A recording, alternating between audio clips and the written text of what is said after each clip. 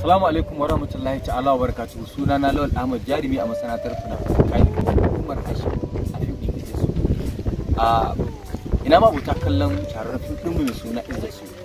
Ina so in yi amfani da wannan dama in faɗa muku da cewa wannan satin mun samu tangarɗa ta na'ura, saboda haka ba za mu iya kawo muku shi ba Lahadi ba saboda wannan matsala ta na'ura da muka samu.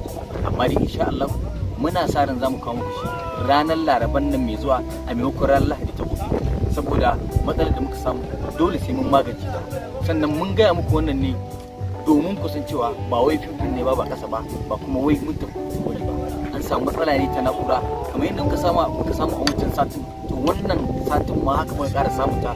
Kuma kun san ita yadda rayuwa take, wa ma tasha'una illa insha Allah rabbul alamin, komai zai iya faruwa da bawa idan dai yana rayuwa a doron duniya.